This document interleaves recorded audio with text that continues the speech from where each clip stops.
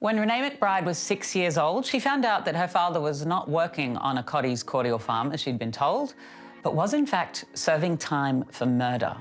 After years of carrying around this family secret, she wrote a tell-all memoir. So I sat down with Renee to discuss what happens when you make such a private story public, the impact that can have on your family, and breaking the cycle of abuse.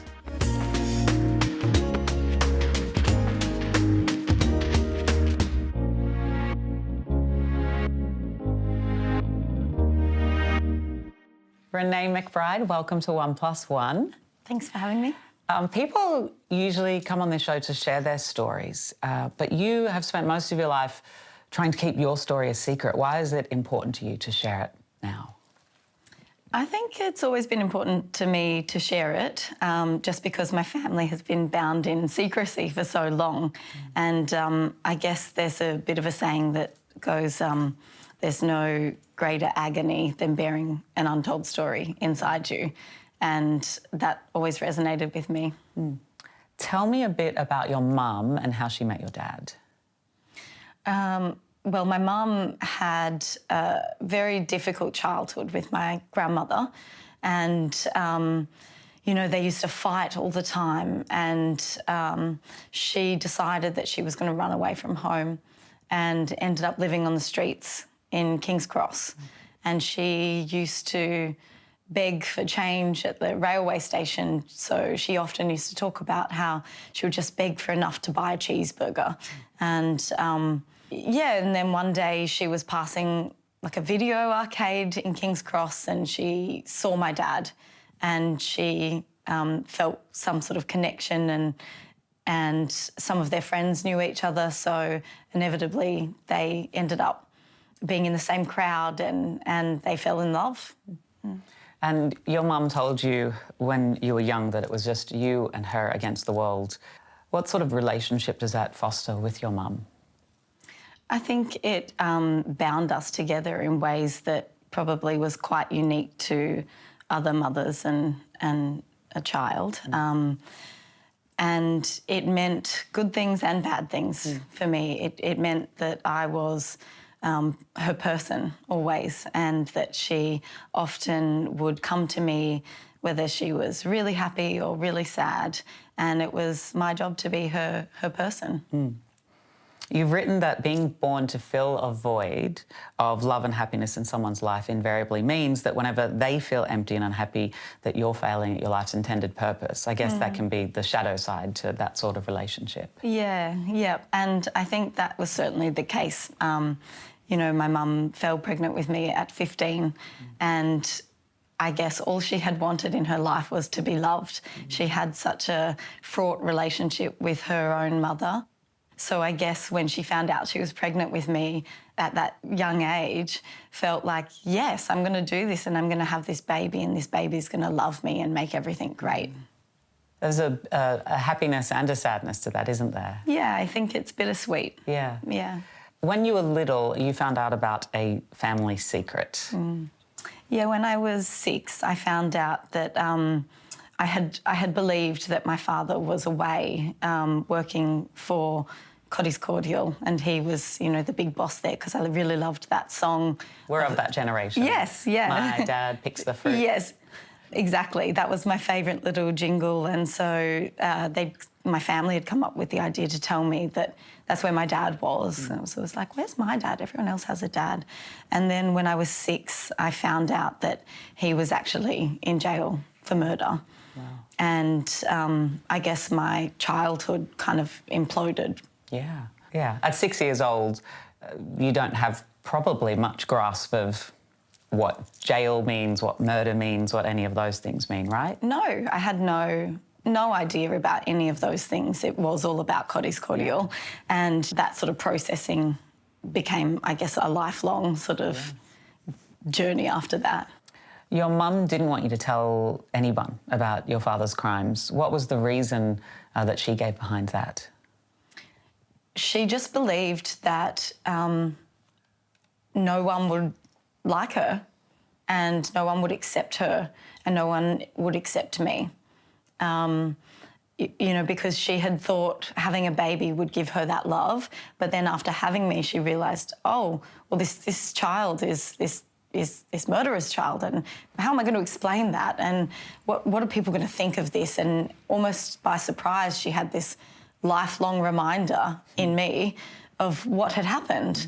And so the best way to deal with that was to keep it a secret. Initially, there was a big shock when he was arrested, and she had to go through the whole trial and investigation and all of those things.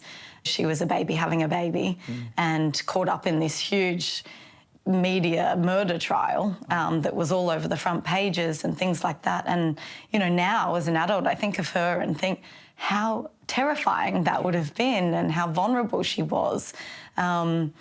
Yeah, so I think, you know, she realised that she had to, basically Child Services said, you move home with your mother or the baby is not yours. We call her your mother, but in that context, she was a 15-year-old girl who'd come from living on the streets, who was pregnant, who had gone through this whole situation. So it's, I guess that context is really important. Yes, yeah. When were the points where it started to have the magnitude that it later had?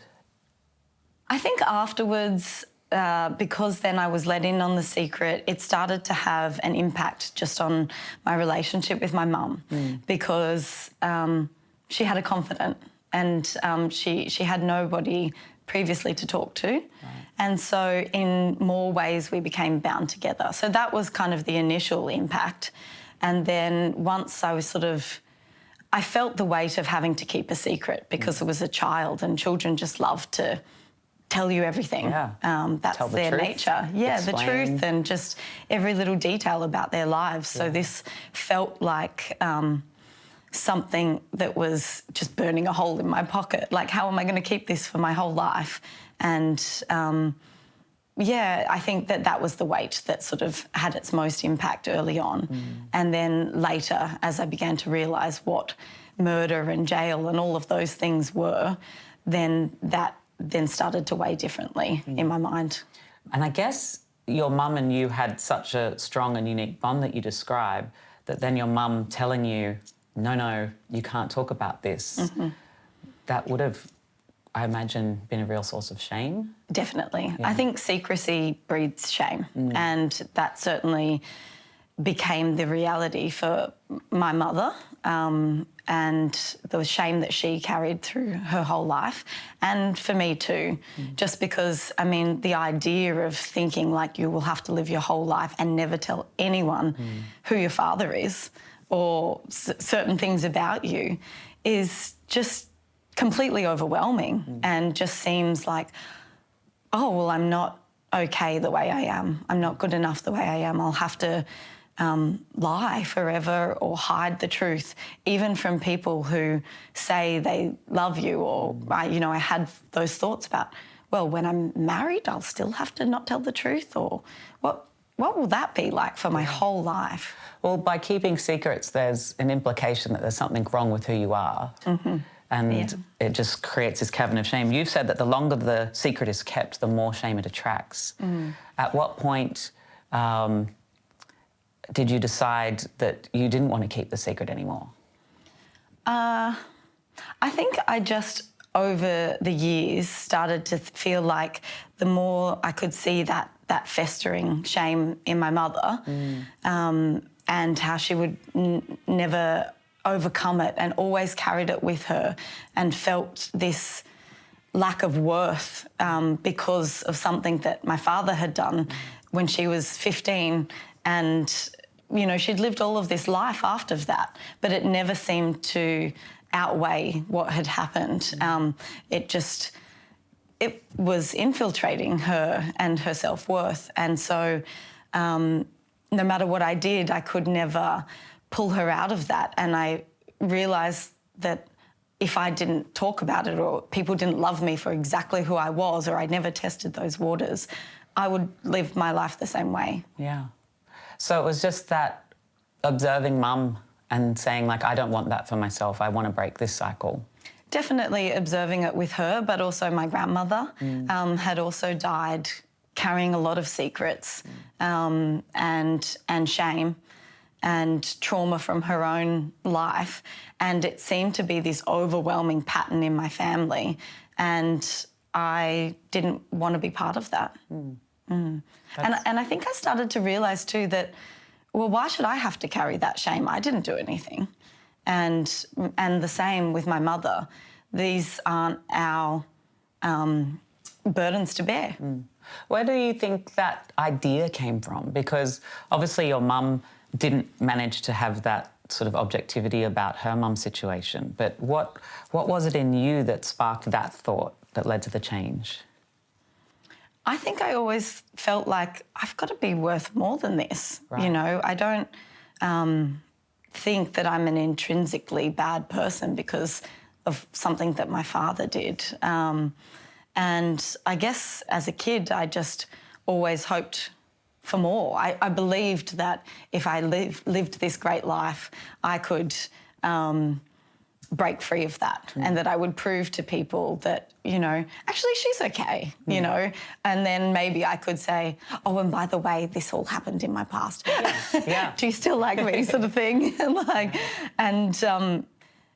think I had faith in humanity or in what I could offer to people, even just a glimmer of it. That's pretty triumphant though, like considering, you know, the secret, the past and all of those things that had happened. I think perhaps like I knew all those secrets about my mother and I loved her anyway. And I think we are more than the sum of one thing that has happened to us. You were determined to break the cycle, and a part of that was to go to university and to study law. And from there you have ended up in the field of social work. I find that so amazing because I guess you're there helping the people who are like you now as an adult, so you must approach it with such a level of empathy. Do you think that there's something about the social work and this idea of being able to help other people that is sort of like this thread that pulls you through? Well, I think I was born into that role. Yeah. So perhaps that's why I'm continuing on with it. You're sort of like your mum's social worker in many ways. Yes. That's why I think I've developed those skills as a child and then have transferred them into work. So, yeah, I think that's also a privilege, you know, to be able to use those skills that I developed as a small child with my mum, you know, sitting over the record player and hashing out her problems and trying to find solutions. I mean, that's a pretty silver lining way to look at it though, right? Yeah, yes. Which is wonderful. But did you always just have that ability or was there a way that you've transformed that over the years into that silver lining? I just had no idea that there was a different childhood to that. So it felt so normal to me. And I guess it felt special in a way that my mum would divulge all of these deep, dark secrets to me and want my help. I felt useful as a child. And probably I only realised that was quite abnormal for a child when, like, I kind of got an inkling as I was growing up. And then when I had my own children, and I thought, especially, it was a big point when my son turned 6, and I thought about all of the things I knew and that I was doing as a 6-year-old. And then I realised, like, that was a lot. Yeah. So you decided that you wanted to write your story. What was the impetus to start writing? No one's ever asked me that question, but now it's making me feel nostalgic because I think it was when I had my first child, and I think a lot of women start writing around the time that, you know, they have a child, and I felt like I want to understand myself in a different way, and I want to make sense of all of these secrets and tidbits of life that I'd collected from my mum and family over the years. I wanted to really nut out, who am I and how has this impacted me and what is my story? And actually really create a sense of self for myself instead of being told who I was and what I could share and all of those things. There's something about writing your story that's almost like the most intense sort of regression therapy that you can perform. You're sitting there for hours and hours on end with your thoughts, with your experiences, distilling them and I guess recalibrating them from an adult perspective, because a lot of those memories are just sort of stored without reflection. They're stored at the time as trauma because we're not able to understand them. And going and writing your story can be so powerful because you get to reflect as an adult with your adult mind on those experiences and perhaps repackage them. Was there for you this great form of catharsis in doing that?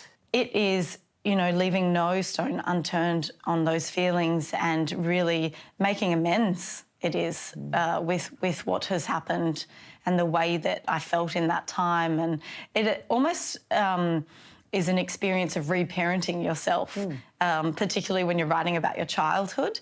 And that's really healing. Yeah. You got a mentorship from a publisher, is that correct? Yeah.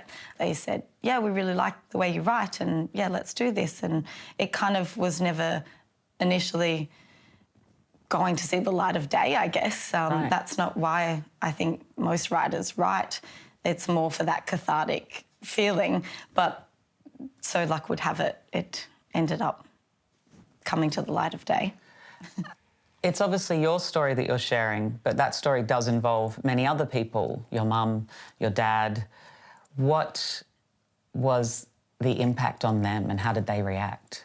Well, I think my mother was probably the person who had the biggest reaction and strongest reaction because she was still so afraid to share anything about our story. And so that was really hard. She knew that I was writing. She knew I've, you know, been writing diaries and squirreling away bits of information since I was a child. So she knew that that was something that I was always kind of using as an outlet.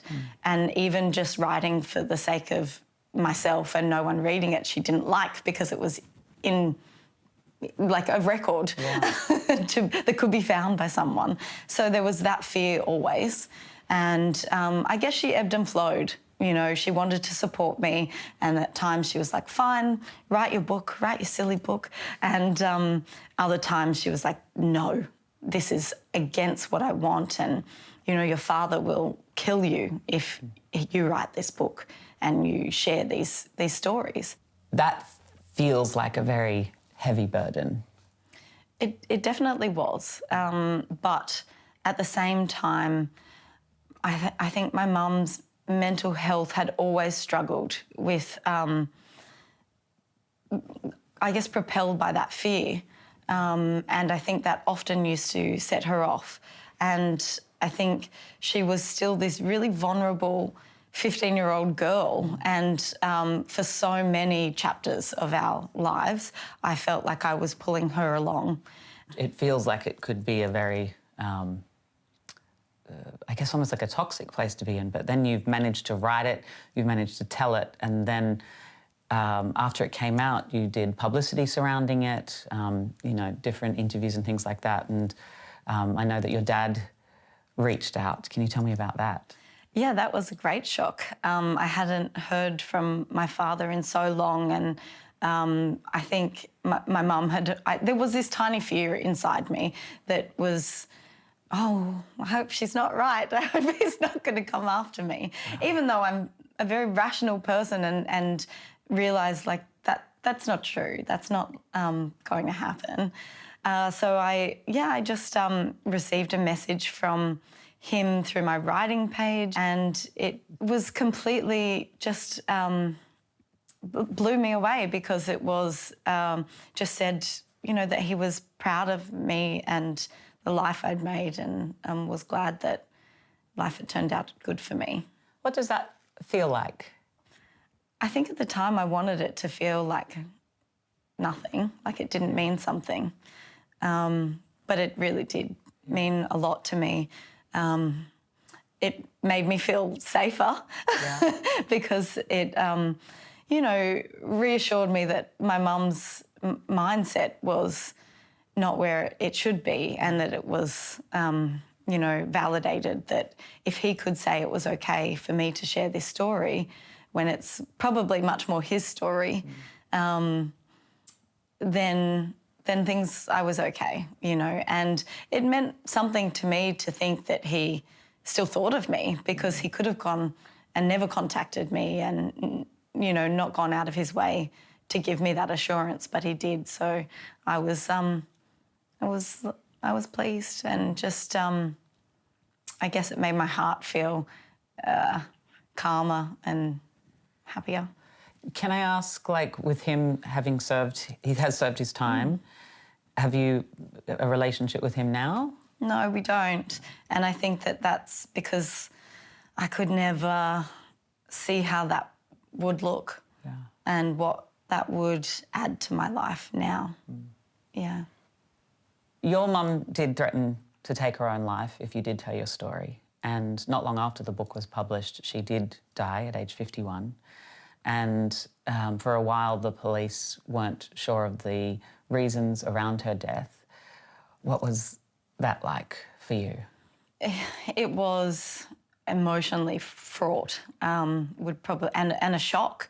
I think I had heard my mother say that she was going to take her own life dozens of times. But then when it came to hear those words in a phone call, it was completely shocking and unexpected. Yeah, it was just took the breath out of me, I guess. When you get that news, that must stir up. How did you deal with that in real time? I mean, it took a long time to get to the point where I felt that her words over the years were not my responsibility, you know. So initially when she would say those things, I did feel it was my job to go. Right. But there's only so many times you can run with the same, you know, belief that it's your job to fix it. But having said that, when I had that phone call, I just wanted to fall to my knees and like be with my mother and think, oh my gosh, this is all my fault. Wow. I didn't fix her. I didn't do what I was supposed to do. Gosh, your mother passing is already such a challenging thing to deal with, a devastating thing to deal with, and then to think about that complication of guilt, of some sort of personal responsibility, is just so impossible to imagine. How did you get through? I guess initially when somebody dies, particularly when there's a full-scale investigation into it, there's lots of things to do. Right. So I think initially it was just about getting through and doing all the things that I had to do. And, you know, I have two much younger sisters, and so I knew that that would be my job, is to tick all the boxes and do all the forms and be all the things. But once all of that was over, then I had to start trying to make amends with what had happened and trying to find a way to let it sit inside me so that I could still live my life. You mentioned the full-scale investigation. That was in the circumstances around your mother's death. And what was the result of that? Well, months later, we had a call from the detective, and we found out that she hadn't taken her own life, and that just eased this burden for myself, and particularly my family, and just allowed me to mourn her in a different way, where I was allowed to believe she would still be here if she could be, and that perhaps I could have pulled her through if there'd just been more time. What would you say to other people who are finding themselves in their own version of a story, but perhaps don't have the ability to have that distance and that time from it yet? I think it's so cliche to say that time is there, but I guess having that awareness or that ability to pull your head up and take a breath, because sometimes we feel like we're just drowning, and look at, I mean, for me and my story and my mum's story, realise like, oh, this is a pattern, and how can I respond differently, or how could I be different? And just simply having that space, which is a privilege to sometimes come up and have that space to realise that a pattern's happening. You say it's a privilege, and yes, it can be, but I would say that out of anybody, you didn't have that privilege, but somehow you found the space to find it. Like, it sounds like a lot of these events, anybody else wouldn't have found that space. I guess that's the thing that I'm sort of fascinated about is your resilience in that situation, and where you found hope, or where you found the ability to think that way. I think what it is when you're in that moment and you're living these hard times in life, you think you're the only one. But I guess through my work and being a social worker, I can recognise myself in 1,000 other people, or, you know, every other kid who I work with, or every mother I could see my mother in. So I guess that has been a privilege to work in the social work field and realise actually everybody has their story, and I can have an input. I feel really honoured that you've shared this story, because I know that people hearing it, people reading your book will know that their secrets aren't the things that need to define them, and that there is a freedom and a power, I guess, in coming to own those secrets. And I really do appreciate you sharing your story with us today. Renee McBryde, thank you for joining me on 1+1. Thanks, Courtney. It's been a pleasure. Thank you.